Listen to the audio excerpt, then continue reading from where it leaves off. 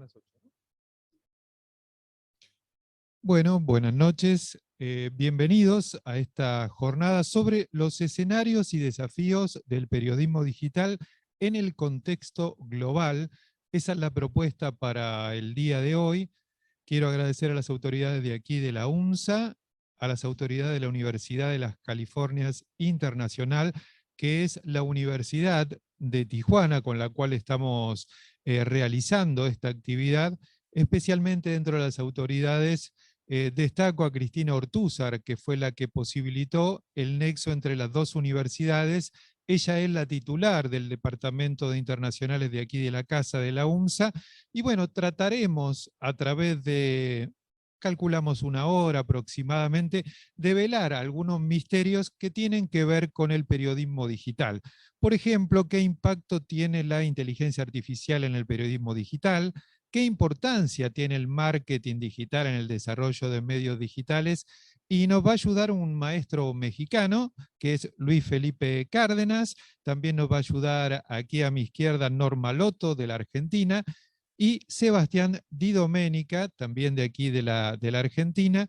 Y le voy a pedir que al finalizar esta jornada, si pueden colaborar con nosotros para ver las inquietudes. Hay 3 o 4 preguntas que dejamos en el Zoom cargadas para que ustedes nos ayuden a ver cuál es el interés en especial, en particular, que tienen ustedes a través de las temáticas que aborda el periodismo digital.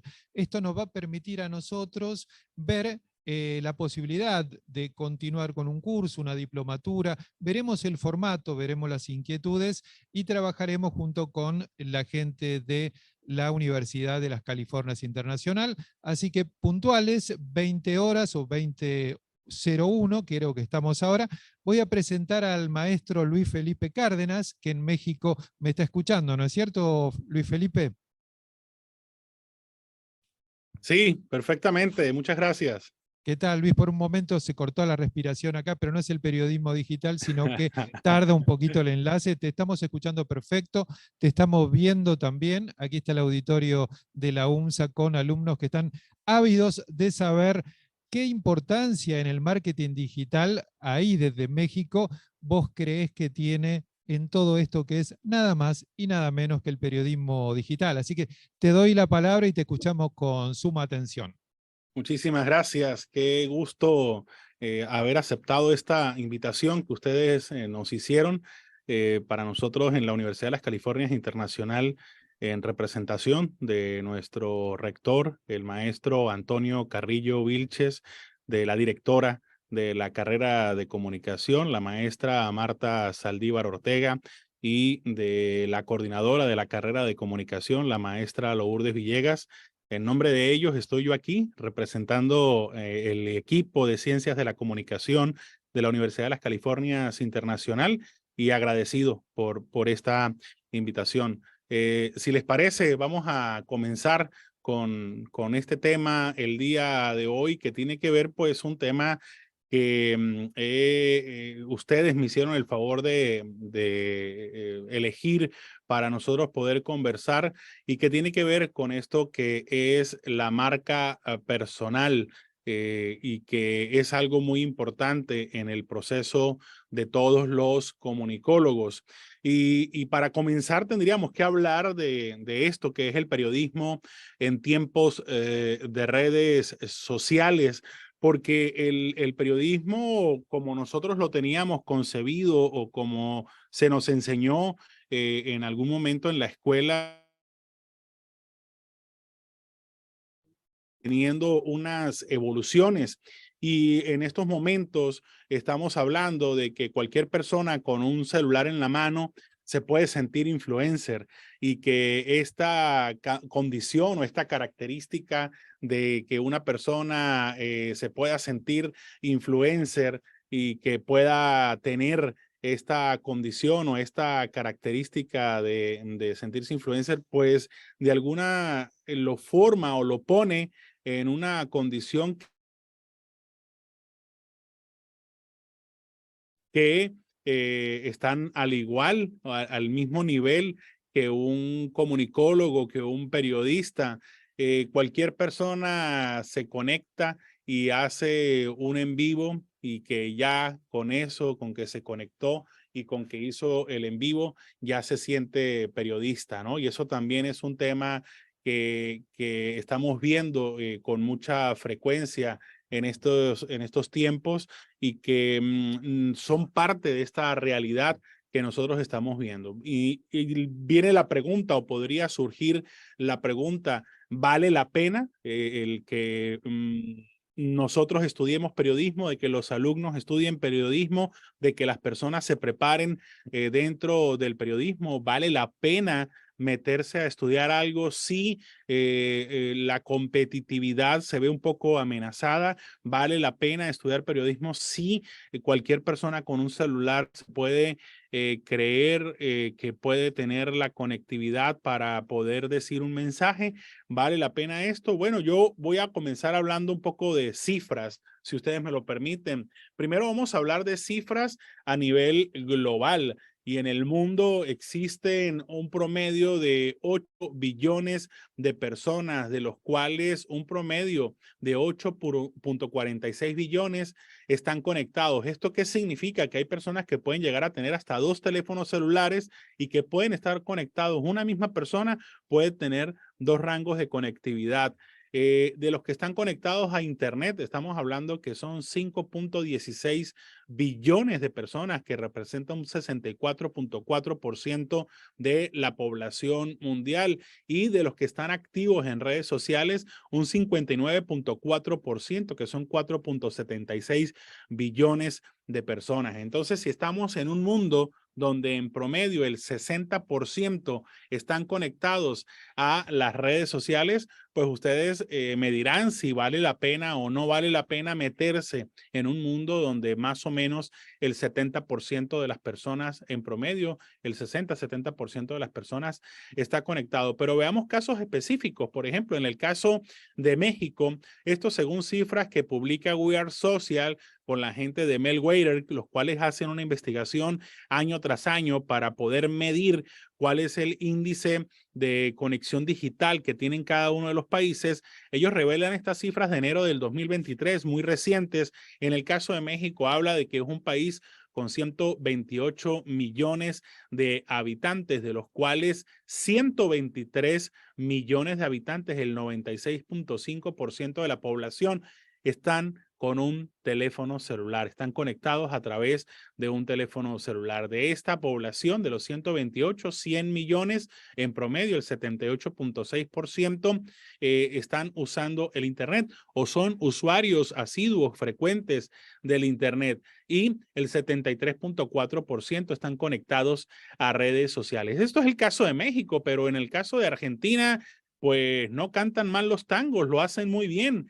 Ellos tienen un 45.63 millones de habitantes, y de esos 45.63 millones de habitantes, 61 millones, el 133.7%, pueden llegar a tener hasta 2 teléfonos.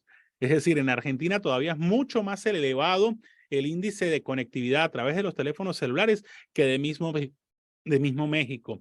En este caso, por ejemplo, tienen 87.2% de la población son usuarios de Internet, y un 79.7%, casi un 80% de las personas en Argentina usan las redes sociales. Entonces, cuando tenemos estas cifras en donde vemos que el 73.4% de la población en México y el 79.7% de la población en Argentina son usuarios de las redes sociales, son usuarios de todo este tipo de redes o de plataformas en donde los periodistas, en donde los comunicólogos tenemos cabida, yo hago la pregunta, ¿valdría la pena o no atacar, enfrentar, conectar o informar a estas personas? Y hablando de información, esta misma estadística tiene unas cifras. Por ejemplo, en el caso de Argentina, las razones por las que la gente se conecta a Internet, la primera razón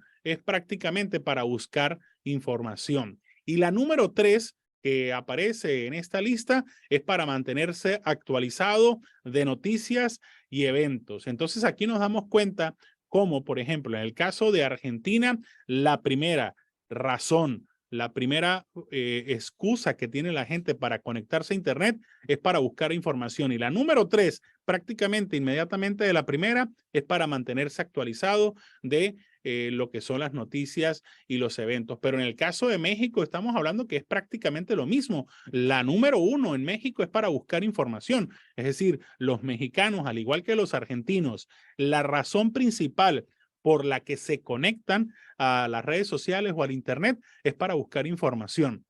Y esto es muy importante porque normalmente nosotros como periodistas o como comunicólogos somos los proveedores de esa información. Significa que seríamos nosotros prácticamente la fuente número 1 que podría estar buscando la gente. Y en el caso de México, no está en la tercera, pero está en la cuarta posición el mantenerse actualizado de noticias y eventos. Muy buenas tardes. Yo soy Luis Felipe Cárdenas. Buenas noches para ustedes allá. Soy speaker, me encargo de dar diplomados, conferencias, cursos, talleres. Soy docente de licenciatura y posgrados aquí en la Universidad de las Californias Internacional. Mi especialidad es el área de comunicación, la creación de contenidos, el marketing digital y asesor de marca personal. Y el día de hoy quiero hablar de estos datos, de estas cifras que tenemos aquí, que vimos y que vamos a profundizar un poco. ¿Cómo vamos a destacar en este mundo que es tan competitivo? Si estamos en un mundo donde hay tanta gente que está navegando, en un mundo donde tanta gente está presente, en un mundo digital, en un mundo del Internet, donde hay gente que es profesional y que desarrolla muy bien su profesión, hay otros que no son profesionales, que no estudiaron una carrera y que aún así también están presentes en las redes sociales. ¿Cómo hacemos para ser nosotros competitivos, para destacar en este mundo? Pues por ahí hay una frase de Bill Gates que dice, si tu negocio no está en Internet, tu negocio no existe. Y yo aquí únicamente cambiaría la palabra negocio por la palabra profesión o profesional. Si tú como profesional, como una persona que desarrolla una profesión, en este caso la profesión del periodismo o de la comunicación, no estás en Internet, pues prácticamente siguiendo estas palabras de Bill Gates, tú no existes. Y es importante entrar a hablar de esto, del branding personal y de la marca personal, porque a veces hay una confusión. Yo normalmente en mis clases le digo a mis alumnos que la palabra branding es un anglicismo que no tiene una traducción exacta al español y que no deberíamos buscarle una traducción exacta al español, sino que deberíamos utilizar la palabra branding como es por la fuerza que tiene. Y la palabra marca personal o la frase marca personal la vamos a comenzar a desglosar. Comencemos primero con el branding personal. ¿Qué es el branding personal? Son esas herramientas que se usan para construir una marca. Entonces, cuando hablamos de branding, hablamos inmediatamente de la palabra herramientas. Y cuando hablamos de marca personal, me gusta esto que dice, es lo que dicen de ti cuando tú no estás. Entonces, la marca personal es eso que dicen de nosotros cuando nosotros no estamos. Andrés Pérez Ortega dice identificar y comunicar aquello que nos hace destacar, ser relevantes, diferentes y visibles en un entorno homogéneo y competitivo y cambiante. Y esto es muy importante porque resaltamos la palabra relevante, diferentes y visibles, 3 características que debería tener un periodista. ¿Y por qué es necesario crear una marca personal? Bueno, sencillo, porque crear una marca personal incrementa el valor como profesional frente al mercado y es la manera de diferenciarse del resto de los profesionales. En los periodistas específicamente puedes construir tu propia marca personal o puedes esperar a que otros la construyan por ti con las consecuencias que eso pueda tener. Imagínense que alguien se encargue, por ejemplo, de Wikipedia y que escriba en el Wikipedia lo que le dé la gana sobre uno como profesional y que ellos alimenten eso, o que alguien elabore una red social o una página web de alguno de nosotros como periodistas y que ellos escriban lo que ellos quisieran. Aquí se trata entonces de que en la marca personal nosotros como profesionales deberíamos comenzar a construir esto.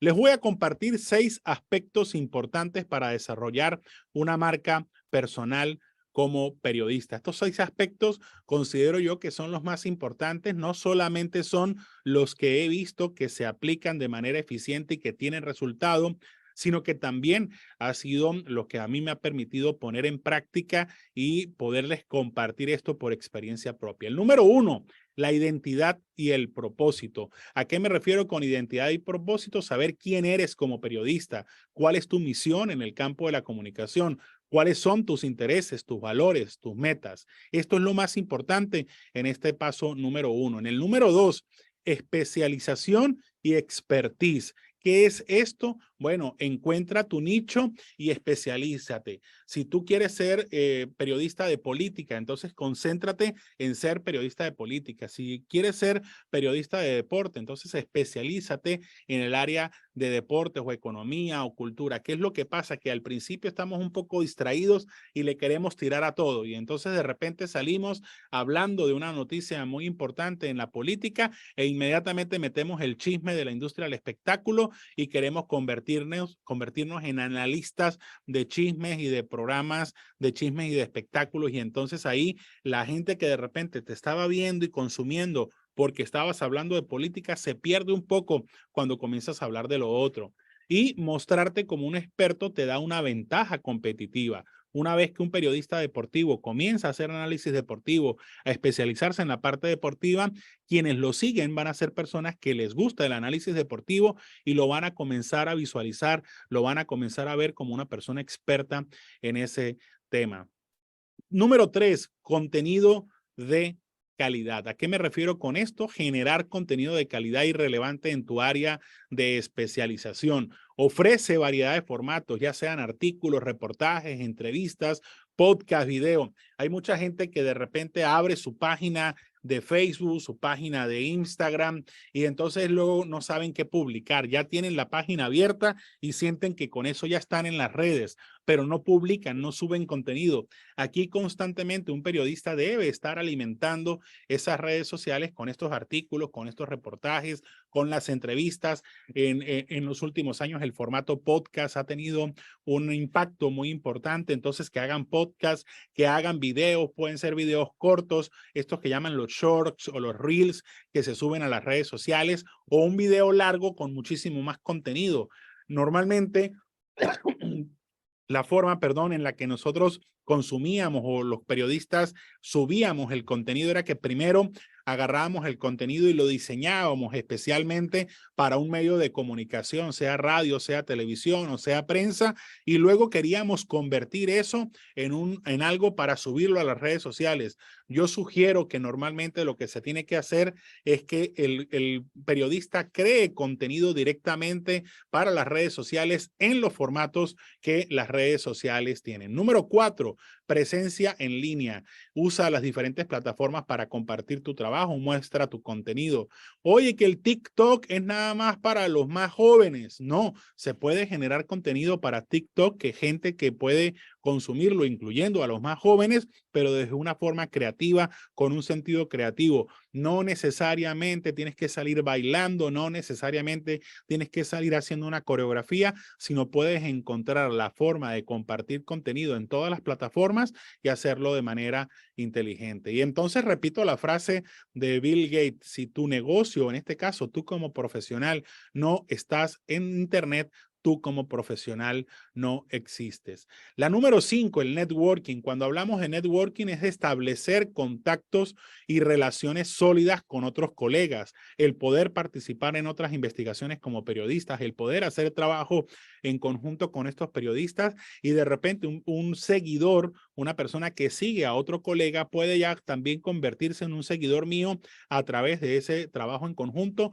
o viceversa. Asiste y participa en conferencias, encuentros donde seas visibles.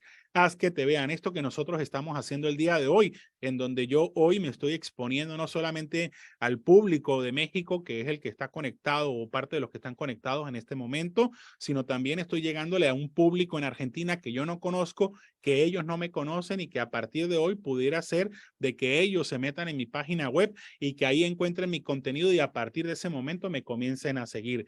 Y número 6, para mí el más importante, integridad y ética. Hablar de integridad y de ética es mantenernos siempre con altos estándares éticos en el trabajo como periodista. Y la honestidad, imparcialidad y objetividad generan marcas más sólidas y más confiables. Desinformar daña tu reputación, porque normalmente se hace fácil para algunos colegas poder compartir información que no tienen verificada, que no tienen confirmada y pudieran llegar a estar entrando en eso que se llama la desinformación. Entonces, número 1, identidad y propósito. Número 2, especialización y expertise. Número 3, contenido de calidad. Número 4, presencia en línea. Número 5, el networking. Y número 6, la integridad y ética. ¿Qué más abona a construir tu marca personal? Bueno, por ejemplo, el unificar tu nombre en redes sociales, que el mismo nombre del mismo periodista esté igual en todas las redes sociales. No es de que si yo, por ejemplo, me llamo Luis Felipe y entonces para mis amigos me llaman Luigi o me llaman Luisito y entonces entro a una red y me bautizo o me pongo como Luisito Cárdenas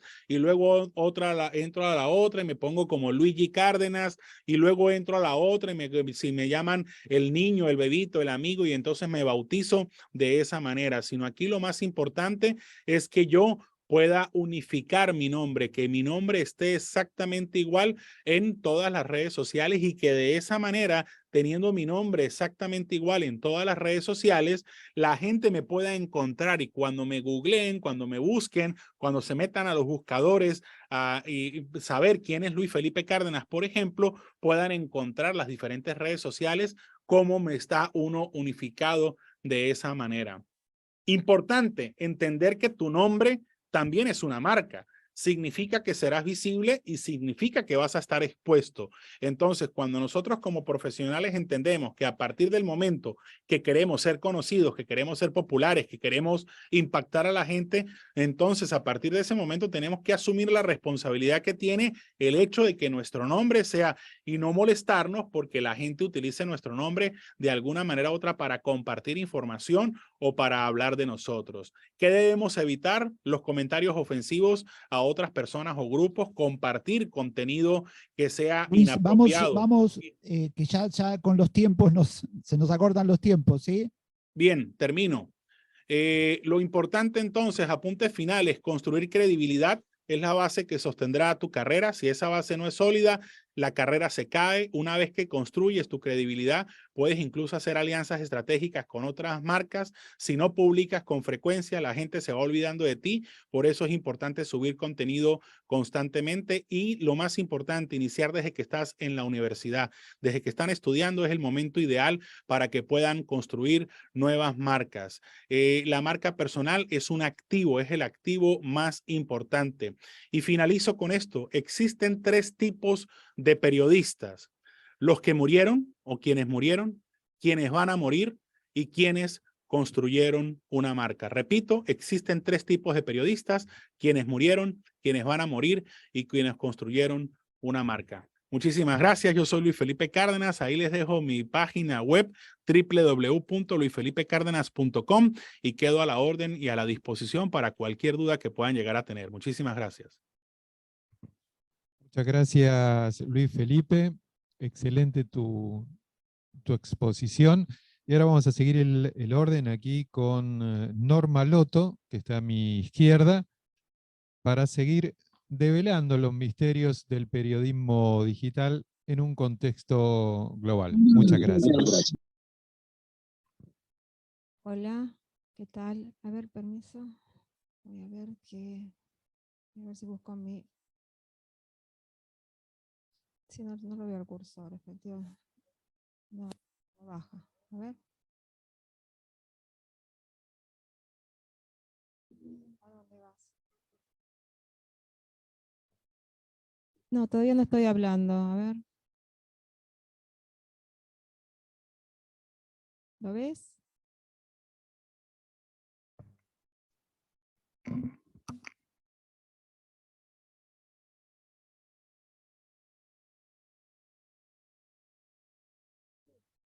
No, lo tengo que compartir.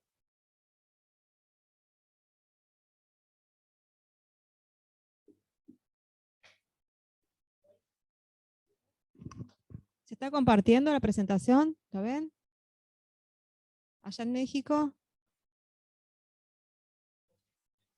Yo la veo, pero no sé si allá lo están viendo. No, no se ve. Claro, no se ve.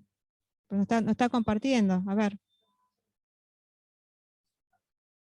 Claro, hay que ir al Zoom, Sebas. A la Z de Zoom. Pone ahí. Y podemos compartir. Ahí. Compartir la flecha. Y seleccionar la mía. Ahí. Ahora Está sí. bien. Pero poneme en pantalla entera, a ver. ¿Cómo que no lo toma? ¿Sí está compartiendo? Ahora sí se está viendo, pero no se está viendo en pantalla entera. ¿Pero lo sacaste? A ver, no lo veo. Pantalla entera, acá. La pantallita de allá, Sebas. Acá. Ahí está. Ahí está. Ahora sí, Norma. Yo lo veo perfecto.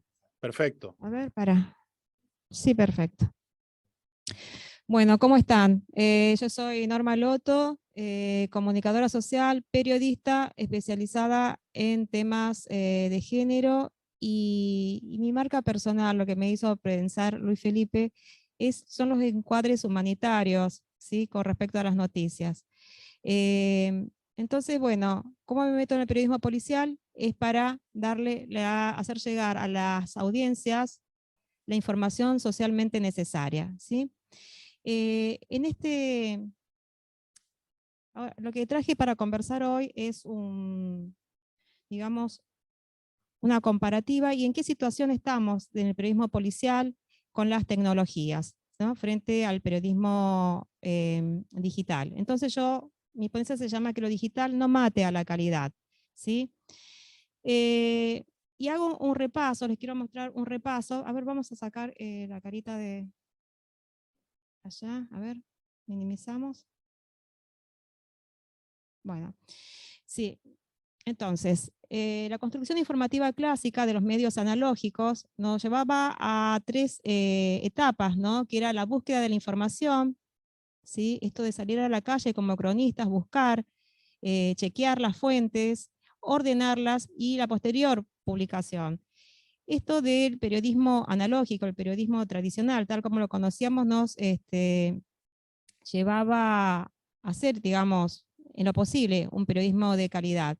Ahí tenía que ver mucho el tema de la periodicidad, ¿no? En esto del ordenamiento de la rutina.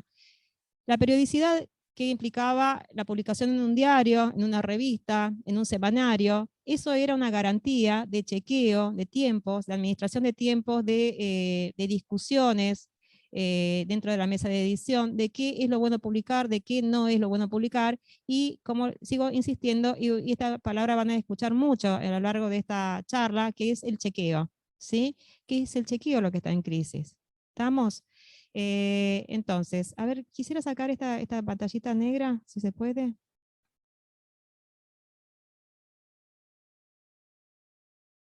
A ver, bueno, a ver, vamos a ver. Sí, bueno, las rutinas, la ordenación, y es lo que nos ponía, nos ubicaba en una mejor calidad, en un trabajo de mucha mejor calidad periodística, ¿sí? Bueno, ahora ¿qué tenemos? El periodismo digital, ¿sí? Nos podemos preguntar qué tipos de chequeos hay actualmente en el periodismo digital, ¿sí? Hay digamos, una invasión de gacetillas, y en el periodismo policial se llaman gacetillas infladas. Esto que informamos lo que hace la policía, y de pronto la policía lo único que hace es detener a un ladrón que se robó un celular en la vía pública y publicarlo como una noticia, ¿sí? Y publicar la foto de ese momento, donde se ve que dice Policía Federal Argentina, policía de, no sé, de la provincia de Buenos Aires, un patrullero y demás. Son gacetillas que le llamamos en la jerga periodística gacetillas infladas. ¿Qué otros chequeos tenemos? Los chequeamos por Twitter. También nos proveemos de las noticias a través de Twitter, ¿sí? Y lo peor del caso es que muchas veces esas gacetillas que nos llegan, ese paquete armado del gabinete de información, de comunicación que viene de la policía, lo único que hace es proveer una información o sea, que ni siquiera lo podemos chequear, y simplemente hacemos una redacción de entrecomillados. Para algunos le llamarán un tipo de periodismo de curaduría. Creo yo que el periodismo de curaduría tiene un poquito más de calidad que el entrecomillado per se. ¿Mm? Entonces, ¿cómo se ubican los medios digitales ante las noticias en desarrollo? Es la pregunta. Las primicias en el periodismo digital duran muy poco. Uno de los medios nativos digitales acá en Argentina se llama Infobae, y creo que también ya llegó a México. Nos contaban alguna vez que las primicias para ellos en su redacción contaban con escasos segundos, porque a cada rato tenían que ir innovando, noticia en desarrollo que le llaman, ¿sí?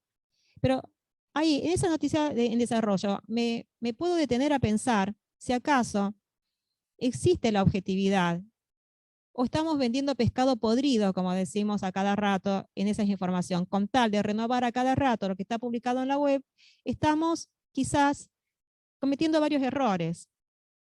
Por ejemplo, culpabilizando a alguien de un delito que no lo cometió. ¿Sí? Entonces, esto de ubicarnos en la acusación mediática cuando el periodismo se hace juez y administrador de justicia, ¿sí? Está mal. Y está mucho peor cuando esto está en los terrenos del periodismo digital, porque de eso no hay vuelta muchas veces, ¿sí? La reputación de una persona no da vueltas. ¿Cuántas veces acá, ahora que tenemos en agenda el caso de femicidio de Anaí Benítez, y me acuerdo muy bien de ese caso, es para que se ubiquen en México, una nena de 16 años que salió a caminar por zona sur de Buenos Aires, se perdió. Bueno, la encontraron y decían las compañeritas que ella estuvo enamorada del profesor de matemáticas, vieron el diario íntimo de la nena, había una cartita, creo que el profesor le escribió algo o le dijo algo, pero ya inmediatamente para los medios de comunicación y para la opinión pública, él era el femicida, cosa que estuvo muy lejos de serlo. ¿Sí? Entonces, con ese ánimo de estar, renovando a cada rato, se está perdiendo el norte del periodismo. ¿Sí? El periodismo digital nos lleva a este desafío a repensarnos cuáles son los tiempos. ¿Sí? Sin desconocer que el periodismo actual es un periodismo que hace multitasking, ¿sí? Que estamos trabajando en muchas cosas a la vez. En este punto me quiero detener también a pensar lo que una comunicóloga acá de Argentina, Lila Lucchesi, nos hace, pensar un poquito, si acaso las primicias se han perdido en el periodismo digital.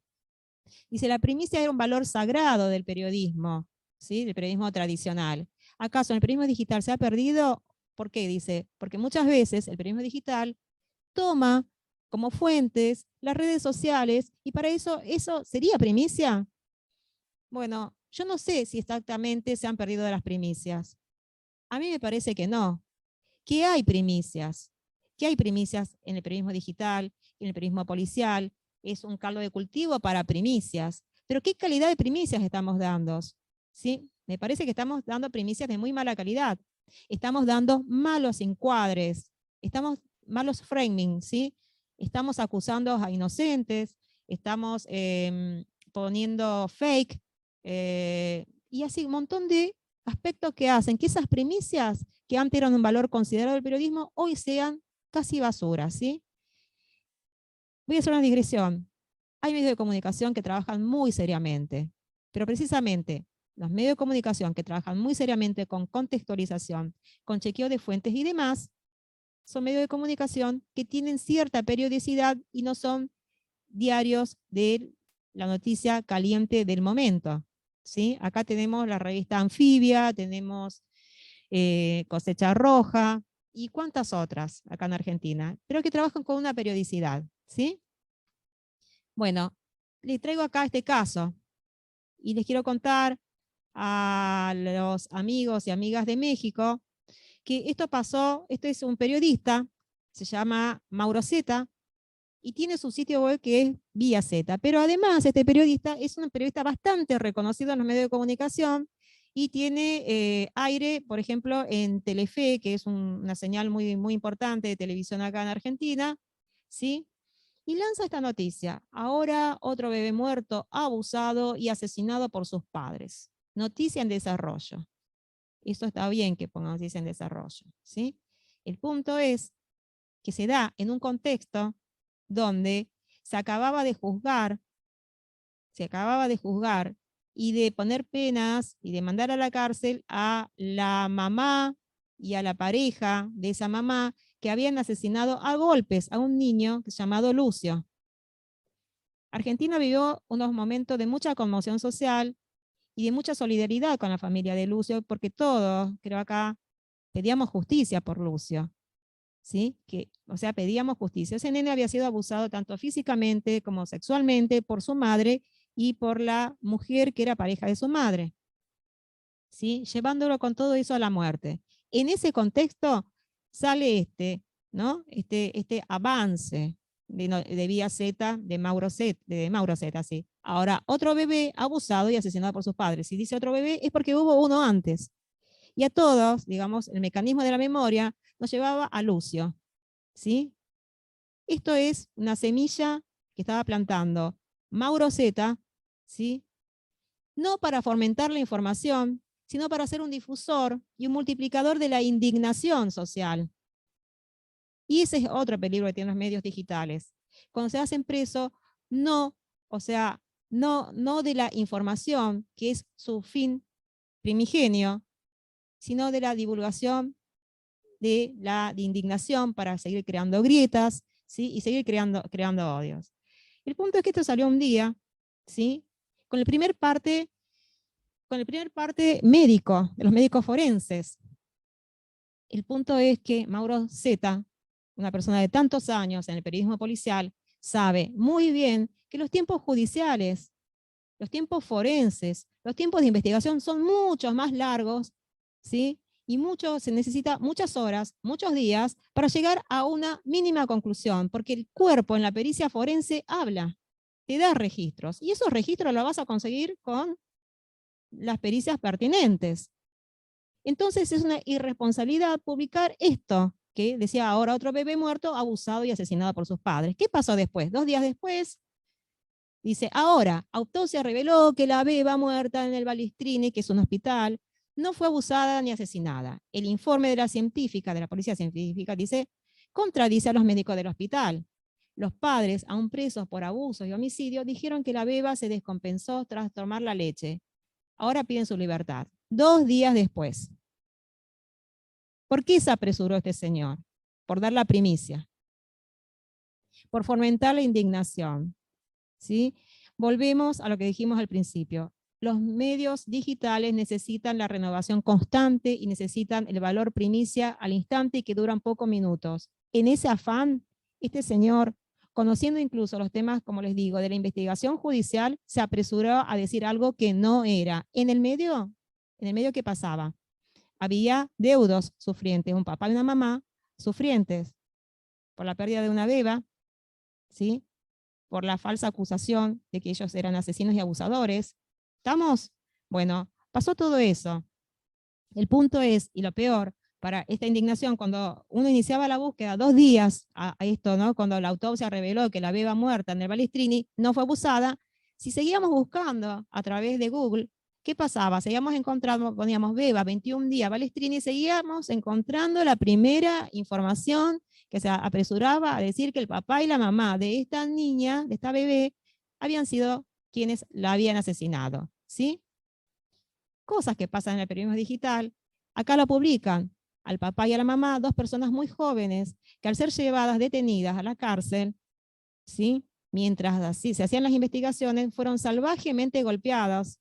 Esto se llama acá en Argentina apremios ilegales, salvajemente golpeados, ¿sí? Además, como les digo, sumado al detalle no menor que hacía 48 horas que le habían acusado de asesinar a su bebé. Acá ustedes si pueden ver abajo de la foto, ¿cómo se llama? El epígrafe, dice, los padres de la beba de 21 años detenida, siguen detenidos. ¿Ustedes se dan cuenta del error? ¿Existe una beba de 21 años? No, existía una beba de 21 días. ¿Sí? Una beba de 21 años detenida, o sea, no era que la beba había sido asesinada o está muerta. ¿Por qué la beba está detenida? ¿Se detiene una beba? Es toda una incongruencia. Una incongruencia que se puede solo entender con la presión que recibe quien está del otro lado trabajando y haciendo la foto y el epígrafe, que por lo general son periodistas muy jóvenes y si no pasantes. Y en esta presión también cae la mala calidad, la pésima calidad informativa, ¿sí? Bueno, volviendo, y nunca perdamos de fondo que esta charla te invito a que pienses que los tiempos en el periodismo digital son salvajes. ¿Estamos? Bueno, entonces, ¿si necesitamos datos concretos? Sí. El peligro es que no corroboramos los posicionamientos el peligro es que nos encargamos de corroborar los posicionamientos de las audiencias en determinado tema. Obviamente que la noticia que mostré como ejemplo estuvo dado por una corroboración que el ánimo social estaba indignado por lo que le había pasado a Lucio. ¿Sí? Aquel nene que su mamá y su pareja le habían llevado a la muerte. Ante esa indignación, esta noticia venía a fomentar el fuego. Fue gas, gas y gas para ese contexto social ya dado. ¿Estamos? Incluso, dice Lila Lucchesi, incluso se pueden ahondar en los prejuicios de la gente. ¿Sí? Se puede ahondar. O sea, se pueden dar. Los prejuicios de la gente es, bueno, hay ciertas personas que no pueden tener hijos, porque no lo van a cuidar, porque son irresponsables. La gente joven no puede tener hijos porque no sabe, porque da la casualidad que esta parejita era una pareja de 20 y pico de años. No saben tener hijos porque no lo van a cuidar y finalmente dándole la leche lo terminan matando. ¿Sí? Ahondan los prejuicios, creando así grietas. ¿Sí? Y acá en Argentina sabemos mucho, pero mucho de lo que es las grietas. Algunas diferencias, ¿no?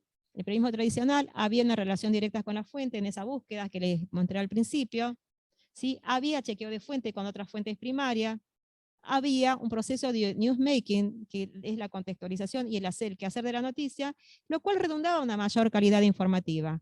En cambio, en lo digital, no, hay una relación mediada con las fuentes. Generalmente hay un gabinete de prensa, generalmente hay una comunicación, generalmente hay un Twitter en el medio, ¿sí? ¿Cómo lo chequeamos? Generalmente lo chequeamos si la competencia lo publica, yo lo publico. ¿Sí? Hay un proceso de actualización que es cada 5 o 15 minutos, dependiendo la filosofía de cada medio digital, y lo cual redunda, obviamente, en una menor calidad informativa. ¿Sí? Bueno, las claves del periodismo en la era digital es, hay un posicionamiento de los medios, de los periodistas de la audiencia, se generan comunidades, ¿sí?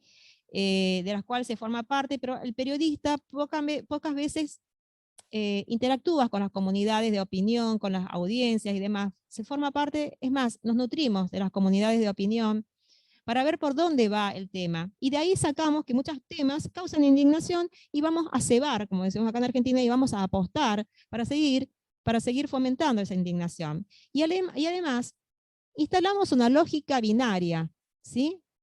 La lógica binaria en el periodismo policial es esencial.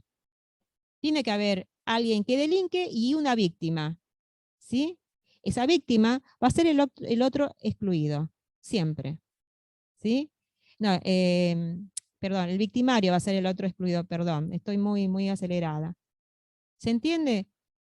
El relato policial, sea el medio gráfico, analógico o en el medio digital, siempre va a instaurar el buen ciudadano y el mal ciudadano. Hay lógicas que prevalecen aún a pesar de los cambios y de los beneficios de la tecnología, ¿sí? Entonces, dice esta autora, que es de mi cabecera, Lila Lucchesi, que la acción de los medios informativos fue cambiando del objetivo de brindar datos a la construcción de un punto de vista para tomar posiciones y decisiones políticas y ser proveedores de argumentos para separar, ¿sí? Argumentos para indignarse, ¿sí? Y es así donde caemos en la mala información que estamos consumiendo, en estos vicios, en esta dieta desinformativa que estamos teniendo actualmente, ¿sí? De hecho, es tanto el caudal de información que recibimos a través de lo policial y judicial, que cada vez que dicen que alguien está imputado, pensamos que alguien ya está penado por la justicia. Imputado es que está señalado, que está investigado y otras cosas. Toda la lexicología del periodismo policial está equivocada para la lectura del gran público, ¿sí? y no nos encargamos como periodistas de aclarar en lo más mínimo, ¿sí? Bueno, estas son reacciones que se despertaron luego de Lucio, ¿sí? Del asesinato de Lucio. O sea, acá te pongo varios ejemplos de muchos medios que hicieron lo mismo, ¿sí? La muerte de Lucio es consecuencia del feminismo, ¿sí? O sea, apostar a la indignación. Lucio y el poder de las madres monstruos, denuncian a una jueza de Lucio porque es feminista. O sea, aportar a la indignación y a un imaginario y a un comentario y al rumor que circundaba por aquellos días acá en Argentina, ¿sí? Por el caso de este niñito. Bueno, la tendencia a reducir costos en detrimento de las condiciones laborales es una de las características del periodismo digital. El periodista multitarea, ¿sí? Que muchas veces caemos en el periodismo mojo, que es el mobile journalist, esto que nos acaba de contar el colega mexicano, esto de tener un celular y creer que porque hemos filmado una, no sé, algo en una esquina, una pelea en una esquina, ya nos hace periodista. No, no nos hace periodista filmar en una esquina. Tenemos acá una prueba que cuando pasó la violación en Palermo, una violación masiva, ¿no? De 5 o 7 hombres a una chica en Palermo el año pasado, fueron filmados por los vecinos, escenas, ¿sí? Pero eran imágenes y la información era de mala calidad, porque inmediatamente lo que se transmitía era la indignación y a la vez, porque alguno dijo, esta es una violación de manada, ¿sí? Y no hay violación de manada, la manada es otra cosa. ¿Sí? La manada de los animales es una confluencia, una mancomunión para un fin único, ¿no? De salvarse, de protección y demás. Y si vos decís manada a estos violadores de Palermo, lo estás deshumanizando incluso. No, no, no.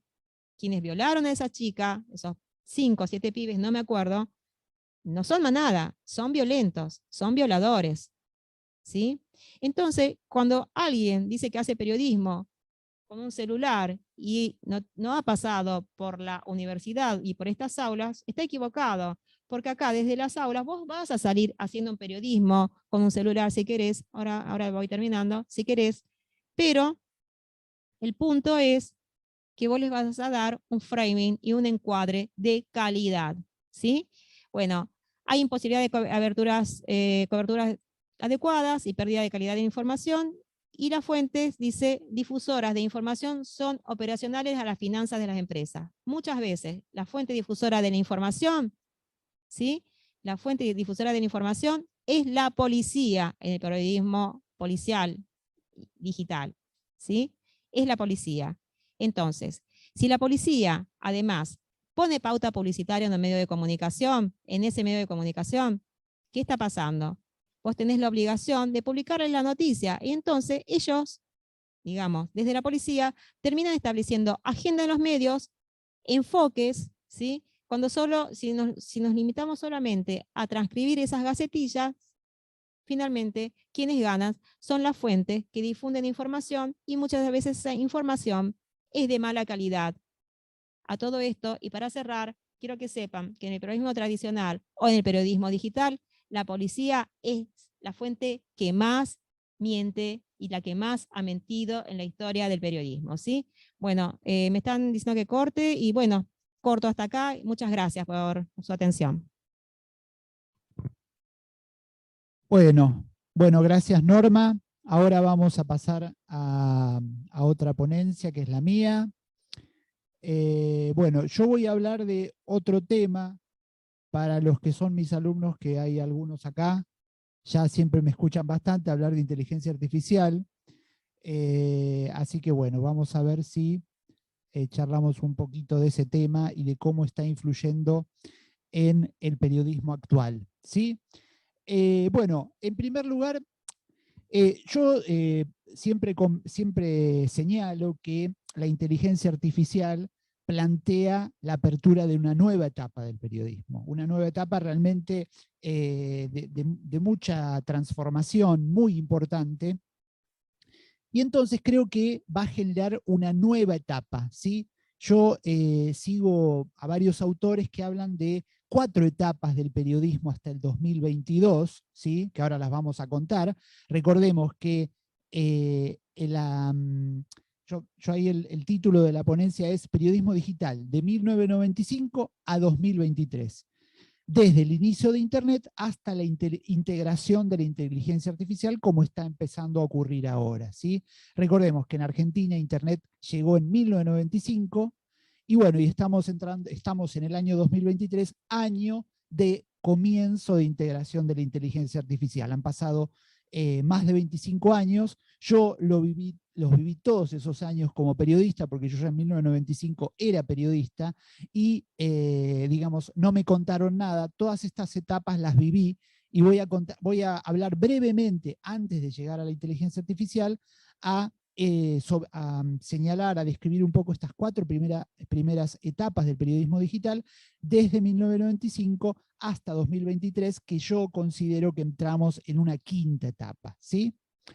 Bueno, la primera etapa, 1995-2005, fue el tiempo del optimismo, Internet y sus múltiples posibilidades, ¿sí? Yo acá justamente pongo unos diarios, porque fue la época en la que convivieron de mejor manera los medios digitales con los medios analógicos. ¿Y por qué fue un tiempo de optimismo? Porque fue una época en la que se acabaron las fronteras y uno tenía la posibilidad de leer periodismo de cualquier parte, ¿sí? Y comenzaban a descubrirse las múltiples posibilidades de Internet. Yo recuerdo muy bien la época, los principios, al comienzo de los 2000, yo ya daba clases en esta universidad y me acuerdo que abrimos un blog. Es decir, en los primeros años de los 2000, cuando empezaron a hacer la posibilidad de abrir blogs, y uno tenía las posibilidades de publicar. Es decir, toda esa primera década fue una década muy interesante, porque comenzamos a descubrir todas esas inmensas posibilidades, ¿sí? Bueno, después viene la segunda etapa, que es un poco, igual los años son relativos, ¿no? 2005-2010, que es cuando los medios empiezan a notar que el negocio tan fructífero que había sido durante más de un siglo, los medios de comunicación que eran escasos, y el público era muy abundante, empezó a reducirse el negocio, porque justamente empezaron a aparecer esa abundancia de opciones de información gratuita, ¿sí? Se acabó el precio de etapa, se fueron achicando los clasificados, se fueron distribuyendo la publicidad de una manera mucho más atomizada. Entonces los medios de comunicación empezaron a tener mayores dificultades para, no sé por qué no salen las imágenes, bueno, mayores dificultades Profesor, para... está la ponencia anterior. Ah, perdón. Upa. ¿Por qué? A ver. A ver. Perdón. Y ahora. Espera. Ah, comparto esa pantalla. Ah, claro. Sería este. ¿Ahí sí?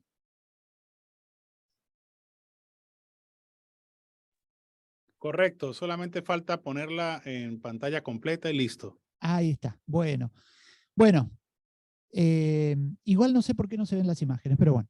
Entonces, esta segunda etapa del periodismo entre los 2005 y 2010 trajo una baja de calidad del periodismo también, porque justamente se empezaron a generar más medios, con plantillas más pequeñas, con menos gente, y bueno, muchos de estos detalles que señalaba la profesora Norma Lotto recién, con una actualización constante, exactamente, etcétera, con relación a esa baja de la calidad, ¿sí?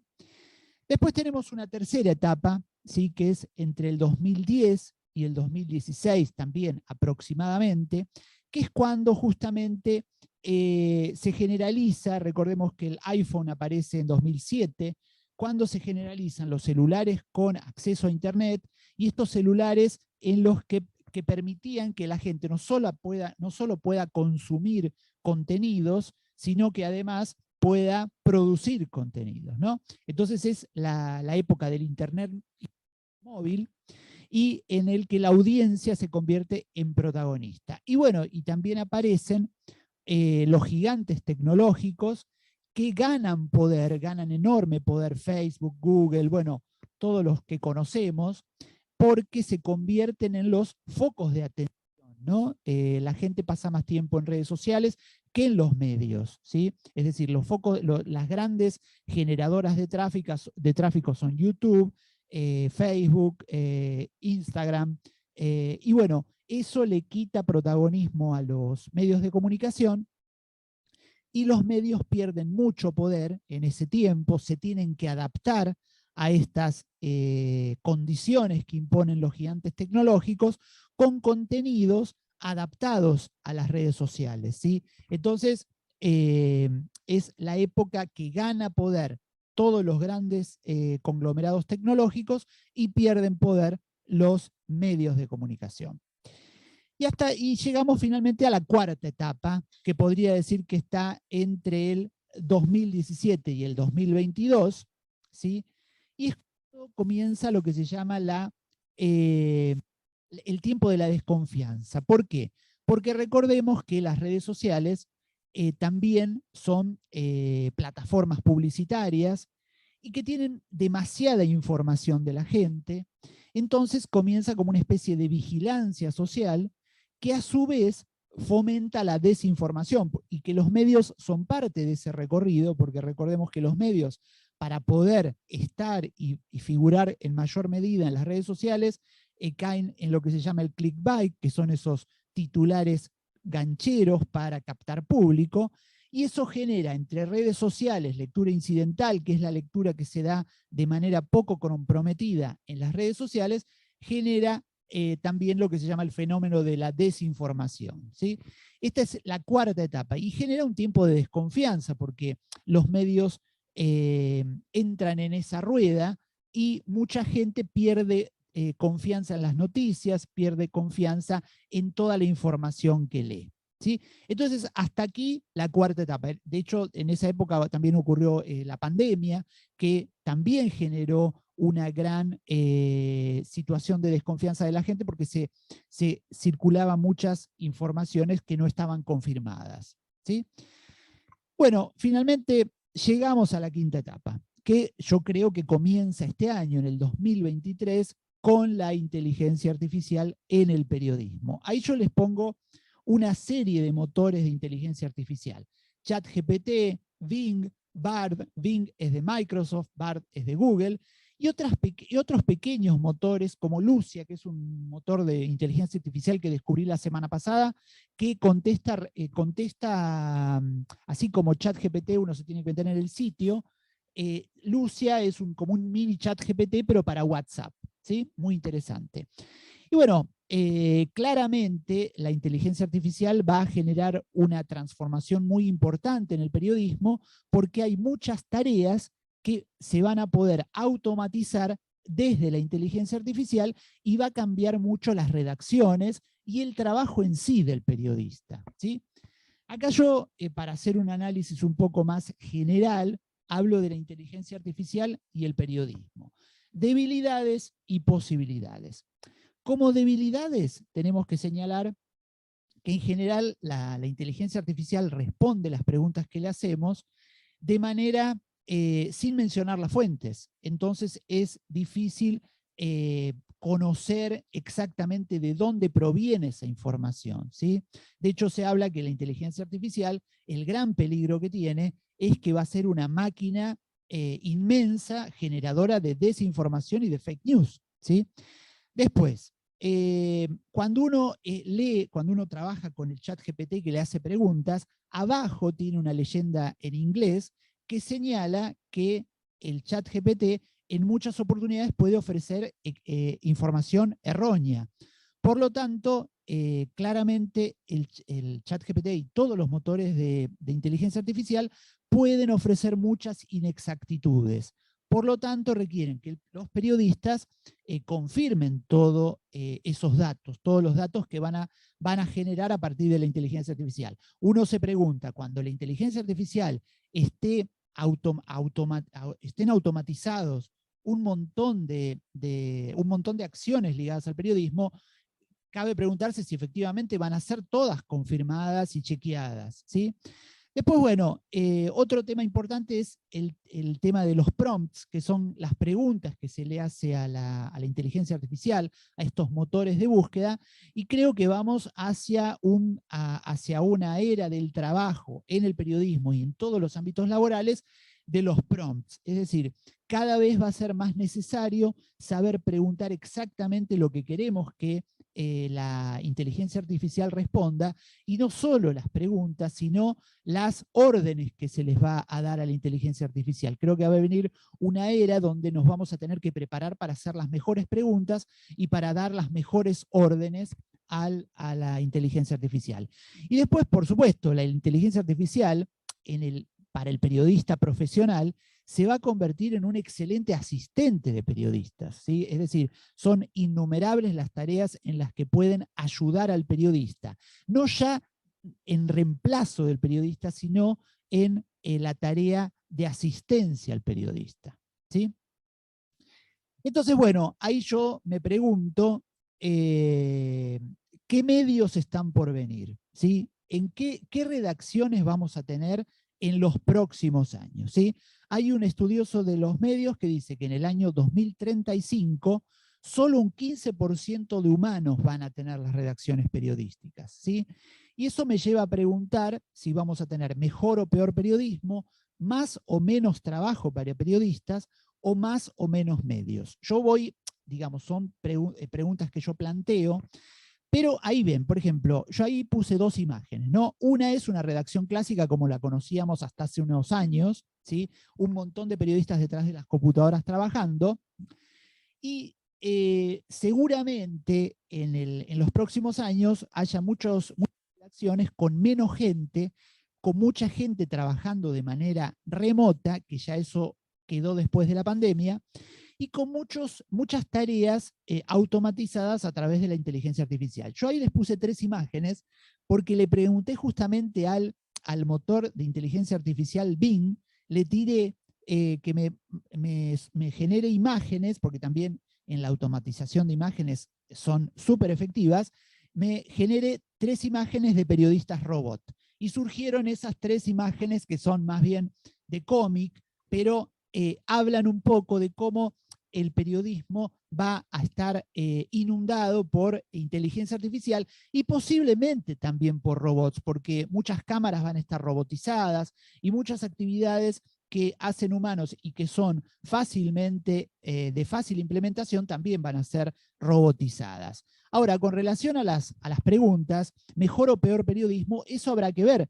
¿Se va a poder hacer un mejor periodismo si se utiliza la inteligencia artificial para que asista a los periodistas humanos? Y se va a hacer un peor periodismo si se utiliza la inteligencia artificial solamente para hacer granjas de contenidos automáticos, ¿no? Automatizados. Más o menos trabajo para periodistas. Todo lo que charlamos lleva a pensar que en principio va a haber menos trabajo para periodistas, pero no necesariamente, porque tal vez se multiplican los medios y aquellas tareas repetitivas que hacían los periodistas, hoy los van a hacer las máquinas y la inteligencia artificial, y tal vez existe más y mejor trabajo para periodistas a partir de una mayor cantidad de medios que se van a poder abrir en torno de las posibilidades que abra la inteligencia artificial. Igualmente, obviamente estamos mirando muy en perspectiva, yo no lo sé, pero trato de ser optimista y pensar que las posibilidades de la inteligencia artificial van a permitir generar más medios y con periodistas, seres humanos, trabajando en mejores notas y en mayores cantidades de segmentos, es decir, se van a poder personalizar más medios y los periodistas humanos van a poder trabajar en áreas específicas, periodismo de cercanía. Y acá les ponía.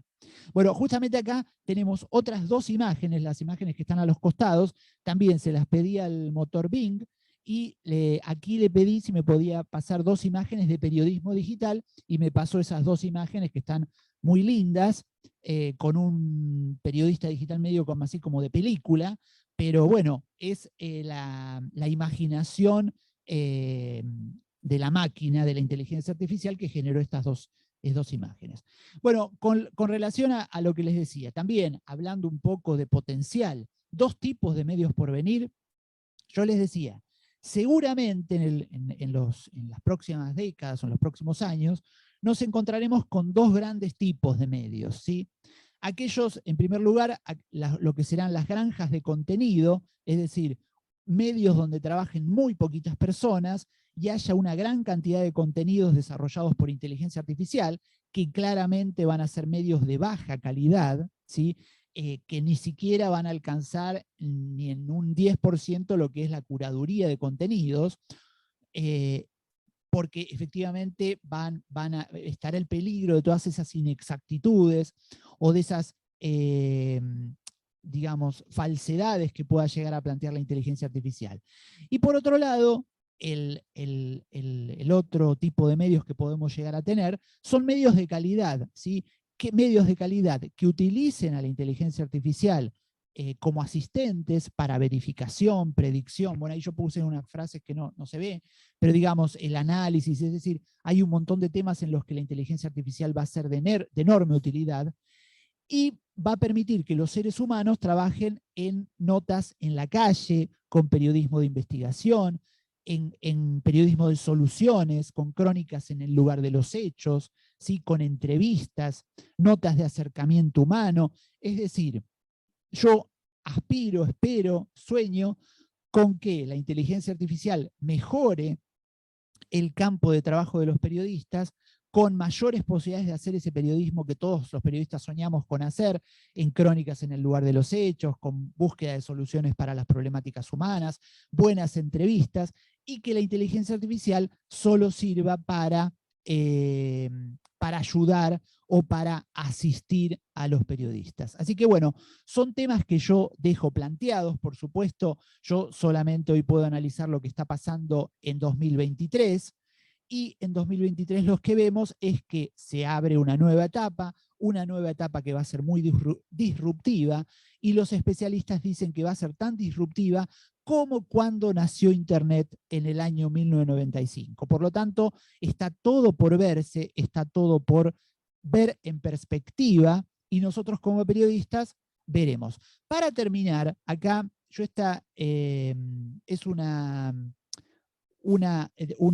de 2022, con las fuentes más utilizadas para informarse según los grupos etarios, que suelo verla en clase, esta diapositiva, porque me parece muy interesante analizar cómo los periodistas y cómo los medios de comunicación deben lograr generar mayor confianza, mayor credibilidad y convocar mayor atención de parte de los lectores y la audiencia, ¿sí? Ahí tenemos que los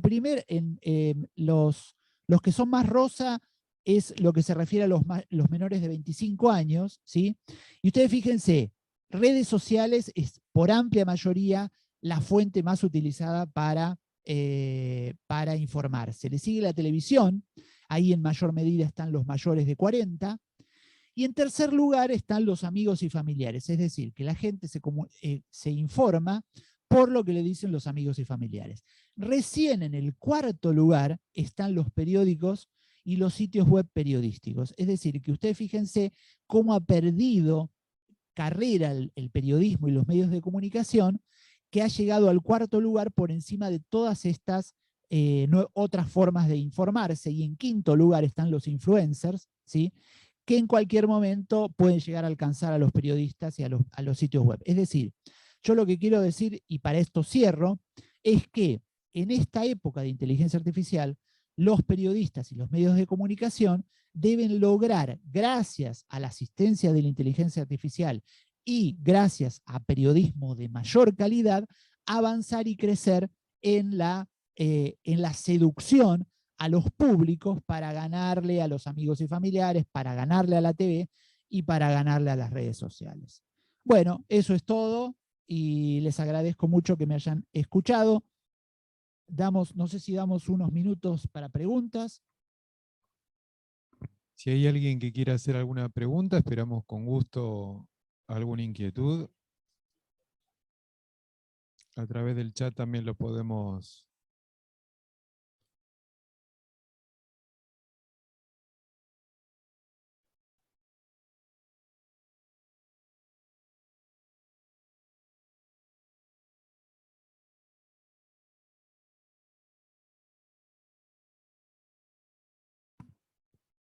Federico, ¿de dónde será Federico?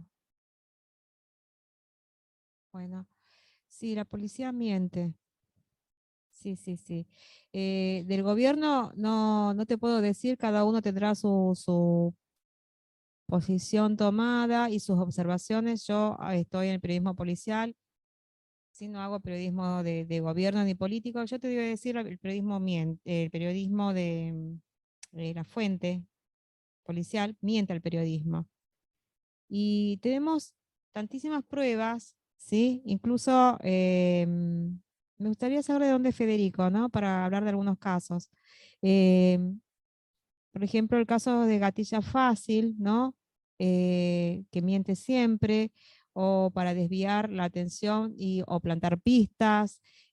También, mira, un caso muy paradigmático que ocurrió acá en Argentina es en San Miguel del Monte hace 3 o 4 años. ¿Sí? Si no sos de Argentina, te explico. San Miguel del Monte es un pueblo de provincia de Buenos Aires, donde un grupo de adolescentes había salido a dar vueltas en su auto, en el auto de otro joven. La policía lo empieza a perseguir, ellos empiezan a tener miedo, empiezan a ir a alta velocidad, hay un tiroteo que viene unidireccional, que es de la policía. Los chicos chocan contra un camión porque pierden el control y mueren. ¿Sí?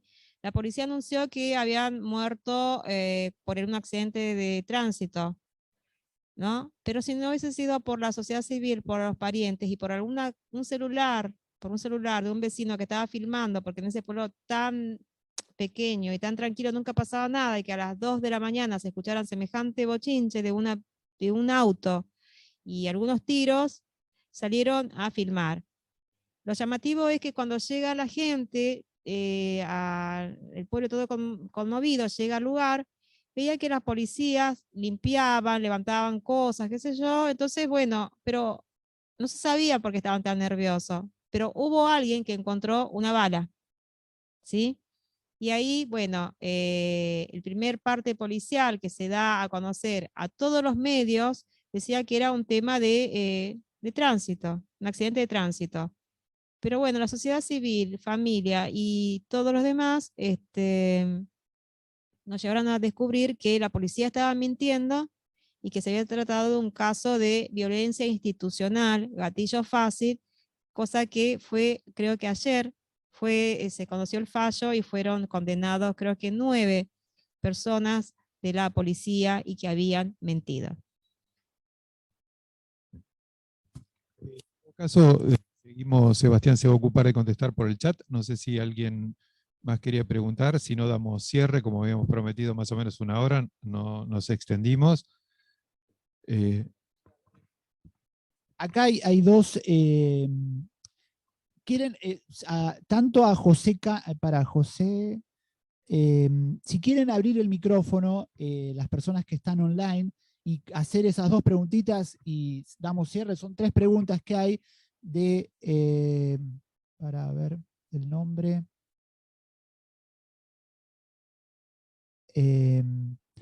Yaritza Mariscal, ¿cómo preservar el periodismo en los próximos años? Después, Miguel Cota, ¿creen que lleguen a ser autosuficientes o siempre ocuparán la guía de un periodista humano con relación a la inteligencia artificial? Es decir, si el periodismo por inteligencia artificial sustituya por completo a las personas en sí. Y después hay una expresión un poquito larga acá de José Carlos Cano: los desafíos para un periodista digital, humano, en tiempos de influencers que no tienen preparación académica, pero sí presencia y rating en las redes sociales con contenidos de baja calidad, pero venden. Creo que el humano seguirá siendo humano y la IA necesita de los humanos, pues es creada por los humanos como herramienta para apoyar, asistir una nueva época en la que estamos inmersos. ¿Se acuerdan cuando dejaron de existir los cuartos oscuros y las cámaras reflex? ¿O cuando llegan los primeros celulares o las primeras conexiones en Internet en nuestras casas? Así llega la IA y es nuestra responsabilidad para trabajar éticamente. Bueno, rápidamente sobre la inteligencia artificial, coincido totalmente con José Carlos Cano. Yo trato de tener una mirada muy optimista con relación a la inteligencia artificial. Creo que va a abrir muchas oportunidades para hacer un periodismo de mayor calidad y va a permitir que los seres humanos se ocupen de las tareas más interesantes del periodismo, como decía hace un rato. Pero con relación a la pregunta de Miguel Cota, ¿creen que lleguen a ser autosuficientes? La inteligencia artificial se refiere. Yo creo que sí, creo que la inteligencia artificial va a poder hacer muchas tareas que hoy hacen los seres humanos, pero claramente van a requerir de la supervisión o el chequeo de parte de los seres humanos, porque como bien decía antes, la inteligencia artificial va a ser una inmensa maquinaria también de generar inexactitudes, falsedades y fake news. Porque además, recordemos que cuando cualquier avance tecnológico surge, sí, uno no sabe en manos de quién está. Entonces va a requerir siempre del chequeo y del chequeo del ser humano. Y justamente lo mejor de la inteligencia artificial es que se convierta en asistente. Y después acá dice, acá viene otra alumna de Yaritza Mariscal, estudiante de la licenciatura de Ciencias de la Comunicación en la Universidad de las Californias Internacionales. ¿Cómo preservar el periodismo en los próximos años? Bueno, vos querés, contesto rápidamente. Bueno, yo creo que justamente el periodismo, para preservar el periodismo en los próximos años frente a estos avances tan importantes de la tecnología, creo que va a hacer falta hacer un buen periodismo, un periodismo de calidad que gane confianza, gane credibilidad y gane en profundidad, es decir, un periodismo que se acerque a la gente, un periodismo que se acerque a es decir, que vaya al lugar de los hechos, que trabaje sobre la empatía con el ser humano. Son todas cosas que no van a poder hacer nunca la inteligencia artificial y que claramente permitirían hacer un periodismo mucho más interesante y además con un rol social más importante. ¿Sí? ¿Vos querés? No, simplemente confirmar lo que dice acá Sebastián. Creo que el periodismo con estándares de calidad es el único que va a sobrevivir, es el periodismo que sale a la calle, efectivamente, y quizás retomando la escuela fundacional del periodismo, ¿no? Que es aquel periodismo que cuenta historia. Entonces el periodismo que vuelva a contar historias es el que va a sobrevivir, ¿no? Y que dé una buena contextualización y demás. Yo también hago periodismo de datos y quería mostrar algo de periodismo de datos, pero no me dio los tiempos. Pero los datos por sí solos no cuentan historias. Los datos son datos. No existen 0,1% de humanos o 54,6% de humanos. No, existen humanos que sufren una problemática. No existe un caso de femicidio ni 94 casos de feminicidio, según como lo llamemos en cada país. No existen. Existen historias detrás de todo eso, existen sueños truncos, existen violencias que no fueron contadas a tiempo y denuncias que nunca se le recibieron. Y esas son las historias que vamos a tener que contar cada vez que tengamos datos o cada vez que la inteligencia artificial nos acepten, nos acerquen esos datos fríos, nosotros tenemos que humanizarlos. Hay una máxima en el periodismo de datos, que es otra parte de la tecnología, humanizar los datos. ¿Sí? Humanizar los datos es volviendo a contar historias. Y creo que eso sería una gran oportunidad. Para terminar, lo que sí es muy importante con relación a la pregunta de Yaritza, es que sí, los periodistas se van a tener que preparar en estas nuevas, para utilizar de la mejor manera estas nuevas herramientas, ¿no? Creo que va a generar nuevas tareas, nuevas obligaciones y va a requerir de nuevas capacidades el periodismo de los próximos años por todas estas posibilidades que abre esta tecnología tan de avanzada. Agradecerles y esperamos que sigan conectados porque va a haber novedades con respecto a las académicas, con respecto al periodismo digital, así que esperemos también contar con la presencia de todos ustedes. Muchas gracias y buenas noches.